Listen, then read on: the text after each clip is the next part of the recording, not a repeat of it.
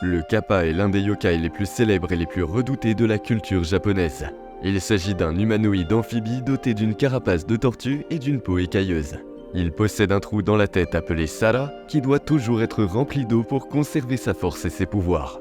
Il vit dans les lacs, les ruisseaux et les marécages, s'attaquant à ceux qui s'approchent de son territoire, principalement les enfants, les femmes et les pêcheurs. Les kappas sont célèbres pour leurs frasques, qui vont de la farce inoffensive à des actes plus malveillants. Ces yokai sont réputés pour entraîner des personnes ou des animaux dans l'eau, mais on raconte aussi qu'ils sont plus amicaux et serviables, surtout lorsqu'on les traite avec respect ou qu'on leur offre des concombres, l'un de leurs mets préférés. Ils sont souvent considérés comme maléfiques, mais dans certains contes, ils sont simplement méchants et sournois.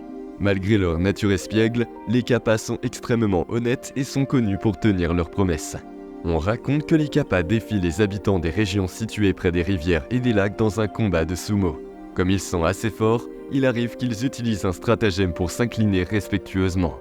Lorsque le kappa s'inclinait, de l'eau sortait du trou de sa tête et il s'affaiblissait. L'une des facettes fascinantes du kappa est le mélange complexe de crainte et de respect qu'il inspire dans la culture japonaise.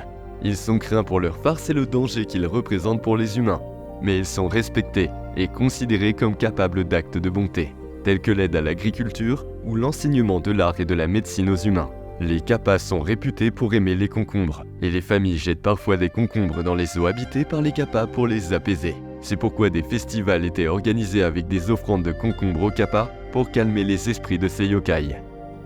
Mais les histoires de kappas sont un moyen de transmettre des leçons de morale, en particulier aux enfants, sur les dangers des rivières et des lacs et sur la responsabilité de respecter la nature. Elles reflètent aussi un lien profond et respectueux avec le monde naturel, un élément central du shintoïsme, la religion traditionnelle du Japon.